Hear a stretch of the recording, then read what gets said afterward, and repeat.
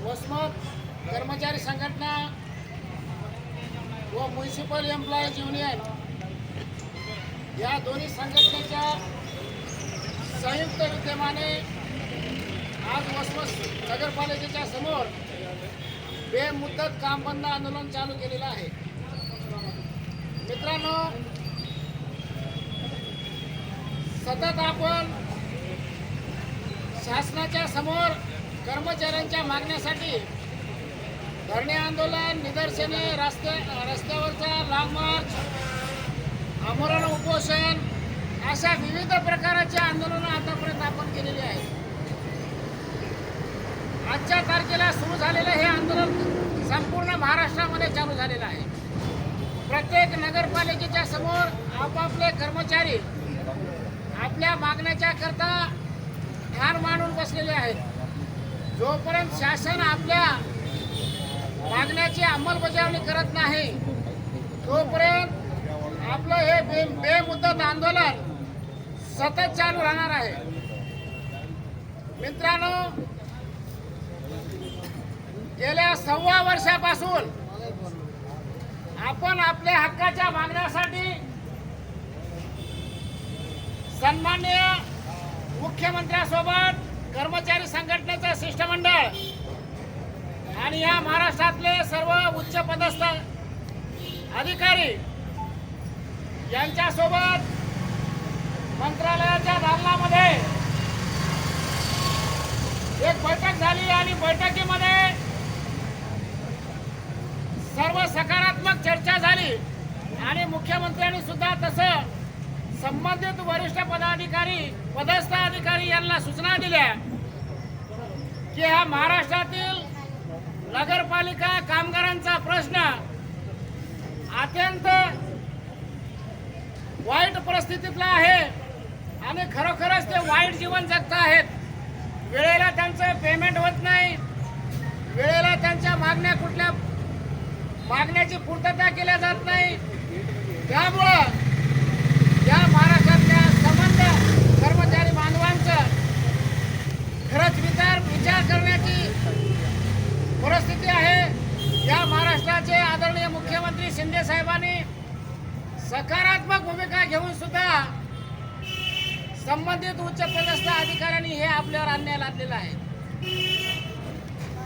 मित्रांनो, आता असं न होऊ देता आपल्या सर्वांना एकजुटीनं एका मनानं एकमेकांच्या हातात हात घालून एक वज्रमूठ तयार करायची आणि वज्रमूठ करून या शासनाच्या महाराष्ट्र सरकारचे जे उच्च पदस्थ डायरेक्टर सेक्रेटरी आहेत यांच्या बोकांडीवर बसून त्यांना जवाब विचारायचा आहे की आम्ही आमच्या हक्कासाठी मागतोय, आम्ही भीक मागत नाही, आमच्या घामाचा पैसा मागतोय।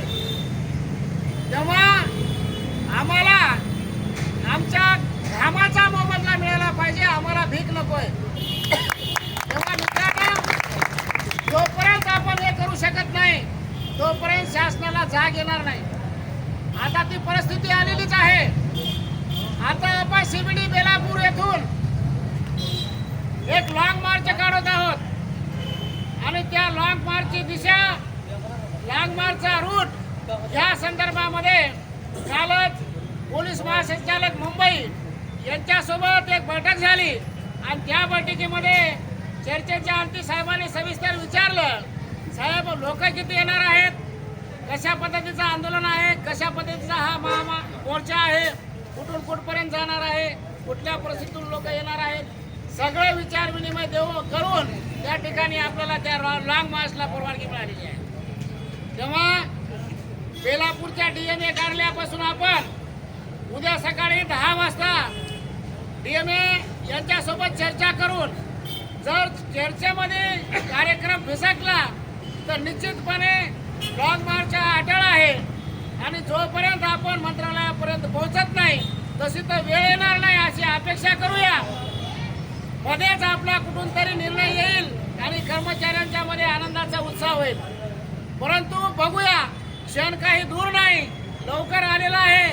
निश्चितपणे आपण आशा बाळगायला हरकत नाही आणि या लॉंग मार्च झाल्याच्या नंतर हे दोन्ही प्रोग्राम जरी झाले तिसरा प्रोग्राम हे आमरण उपोषणाचा आहे.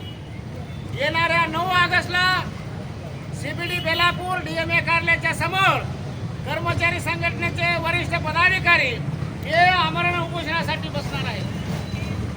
तेव्हा जास्तीत जास्त त्या आमरण उपोषणकर्त्यांना ताकद पोहोचण्यासाठी आपले सर्व कर्मचारी किंवा शक्य होतील तेवढे कर्मचारी किंवा ज्यांना जाणं शक्य आहे अशा सर्व कर्मचारी त्या ठिकाणी जाऊन त्यांची ताकद वाढवली पाहिजे.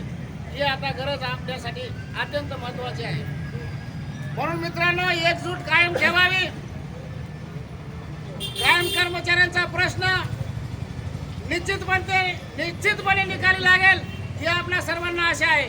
परंतु त्याचबरोबर जे सकाळपासून संध्याकाळपर्यंत कंत्राटी कामगार आपल्या शहरामध्ये काम करतात, माणसाची निष्ठा उचलण्यापासूनचे जे दुर्गंधयुक्त काम करतात, या कर्मचाऱ्यांना या कामगारांना त्यांचं किमान वेतन दिले जात नाही. त्यांना तोंडपुंजी वेतन देऊन त्यांचा उदरनिर्वाह ते कसा करतील त्यांना माहित आहे. 200 रुपये 250 रुपये 300 रुपये हाजरीने काम करत असताना मुलाबाळांचं शिक्षण कसं करावं, पोरांचं आरोग्य कसं सांभाळावं, खाण्यापिण्याचे कसे वांदे निभवावेत आणि पुढचं भविष्य काय आहे, 200 रुपयाच्या हाजरीमध्ये त्यांनी आपली जीवनशैली कसा उदरनिर्वाह करावा, अत्यंत गंभीर बाब आहे. शासनाकडून 1 डझनच्या वर परिपत्रक नगरपालिकेला प्राप्त झालेले आहेत की संबंधित कर्मचाऱ्यांना शासनाच्या रूलनुसार किमान वेतन प्रदान करावं. किमान वेतनामध्ये 17,000, 19,000, 21,000 असे ग्रेड ठरवले आहेत. त्या ग्रेडनुसार अर्धकुशल, कुशल अशा ग्रेड ठरवले आहेत. त्या ग्रेडनुसार त्या किमान वेतन त्या कंत्राटी कामगारांना मिळावं असे शासनाकडून परिपत्रक आहेत. काल परवाच आपण या संबंधामध्ये नांदेडला कामगार आयुक्तांसोबत आपले पदाधिकारी जाऊन चर्चा करून आले. त्यांनी असं सांगितलं की असा प्रकार व्हायला नको. कामगाराला किमान वेतन मिळणे हा त्यांचा अधिकार आहे. त्यांनी लगेच हिंगोलीशी चर्चा केली. हिंगोलीवरून शिवसाहेबाशी चर्चा झाली, परिपत्रक आलं. परंतु या गोष्टीला 1 महिना होऊन गेला तरी कर्मचाऱ्यांना किमान वेतन मिळालं नाही.